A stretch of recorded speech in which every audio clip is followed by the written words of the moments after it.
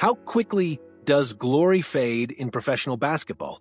One moment, you're hoisting the Larry O'Brien Trophy, celebrating a championship that millions dream about but few ever achieve. The next, you're sitting by your phone, hoping anyone, will offer you one more chance to prove you've still got something left in the tank. This is the bittersweet reality facing DeAndre Jordan, a 17-year NBA veteran who just discovered that even championship pedigree has an expiration date in today's ruthless league. As the Denver Nuggets prepare to tip off their season against the Golden State Warriors on Thursday night, they're doing so with a reconstructed roster designed to maximize their championship window while Nikola Jokic remains in his prime. Roster construction in the modern NBA is part science, part art, and entirely ruthless. Every decision carries consequences, every contract matters, and sentimentality is a luxury that championship-caliber organizations simply cannot afford. This offseason, Denver made numerous moves to reshape their roster for another title run. They added pieces, shuffled rotations, and made the kind of calculated decisions that separate good teams from great ones. But with every addition comes a subtraction, and sometimes those subtractions involve players who were instrumental in bringing the franchise its first-ever championship. Enter DeAndre Jordan, the 6'11" veteran center who was part of Denver's historic 2023 championship team. After 3 seasons with the organization, Jordan entered free agency this past offseason and received nothing.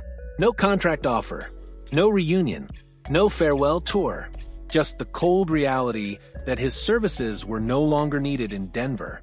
Before we discuss Jordan's departure, let's appreciate the remarkable career that brought him to this point. This isn't some journeyman who bounced around the league scraping for minutes. This is a player who was once among the most dominant defensive centers in basketball, a force of nature who made highlight reels and all-star teams. During his prime years with the Los Angeles Clippers, the legendary Lob City era, Jordan was absolutely spectacular. He spent a decade with the franchise, establishing himself as one of the league's premier rim protectors and finishers. His resume from that period reads like a Hall of Fame case study: 2 All-Defensive First-Team selections, 3 All-NBA team appearances, and an All-Star nod in 2017. The numbers from his Clippers days tell the story of a player who dominated his role: 9.4 points per game and 10.7 rebounds per game over 10 seasons. But those raw numbers don't capture his true impact. Jordan was the defensive anchor for some incredibly talented Clippers teams, the vertical threat who made Chris Paul's alley-oops must-see television, and the rebounder who gave his team second-chance opportunities night after night. Here's a stat that perfectly encapsulates Jordan's efficiency and effectiveness. He holds the best career field goal percentage in NBA history at 67.4%. Read that again, the best in NBA history. That's not a small sample size fluke or a statistical anomaly. That's 17 years of finishing at an elite level, of understanding his role, of maximizing every opportunity around the basket. Between his glory days with the Clippers and his championship run with Denver, Jordan became something of a basketball nomad. He played for the Dallas Mavericks, New York Knicks, Brooklyn Nets, Los Angeles Lakers, and Philadelphia 76ers, 6 different teams in the span of just a few years. This is what happens when elite players age out of their prime, but still possess enough skill and experience to contribute. Each stop brought diminishing returns, fewer minutes, reduced roles. The explosive athlete who once threw down thunderous alley-oops transformed into a savvy veteran who understood positioning, provided veteran leadership, and contributed in smaller, but still meaningful ways. It's the natural evolution of every NBA player who doesn't retire at their peak. You either adapt or you disappear. Jordan joined the Nuggets in 2022, and while his role was limited, his impact was real. As the backup to Nikola Jokic, arguably the best center in basketball and a 2-time MVP, Jordan understood his assignment. Provide competent minutes when the starter rests, protect the rim, rebound, and don't mess things up. Over 131 games across 3 seasons in Denver, Jordan averaged 4.2 points per game and 4.9 rebounds per game in just 12.8 minutes of action. Those aren't eye-popping numbers, but context matters. He was playing behind one of the greatest centers of this generation, getting spot minutes in specific situations, and doing exactly what was asked of him. Most importantly, he was part of the 2023 championship team, Denver's first title in franchise history. That championship ring carries weight, represents sacrifice, and validates an entire career. Jordan contributed to something special, something that will be remembered in Denver forever. Interestingly, his 3-year tenure with the Nuggets was his second longest stint with any team other than the Clippers. For a player who spent a decade establishing himself in Los Angeles, finding relative stability in Denver must have felt like coming home, which makes his departure all the more poignant. Here's the uncomfortable truth that every NBA player eventually faces. Loyalty is a luxury that championship organizations cannot always afford. The Nuggets didn't cut Jordan because they disliked him or didn't appreciate his contributions. They moved on because they identified younger, cheaper, or more versatile options that better fit their current needs. This is the business side of basketball that fans often overlook. Every roster spot matters.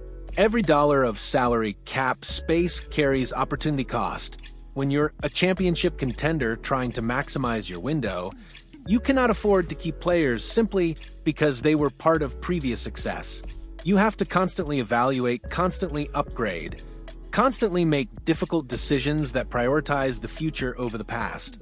For Jordan, this means his championship contributions weren't enough to earn him another contract.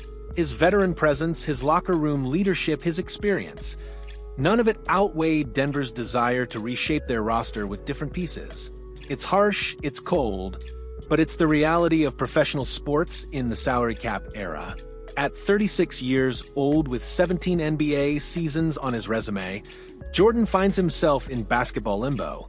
He remains in free agency, presumably working out, staying in shape, and waiting for his phone to ring with one more opportunity. The question is, will that call ever come? The harsh reality is that the market for aging centers with declining athleticism is virtually non-existent in today's NBA. Teams want centers who can switch on defense, space the floor with three-point shooting, and provide versatility in multiple schemes. Jordan, for all his accomplishments, represents an older style of center, elite at traditional big man skills, but limited in the modern game's requirements.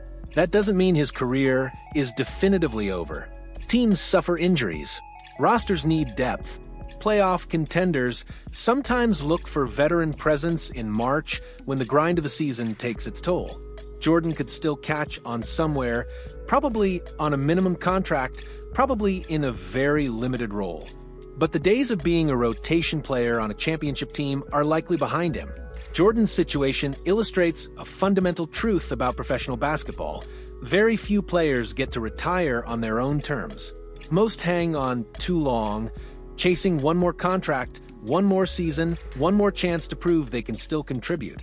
The alternative, walking away while you still have something left, requires a level of self-awareness and acceptance that's incredibly difficult for elite athletes.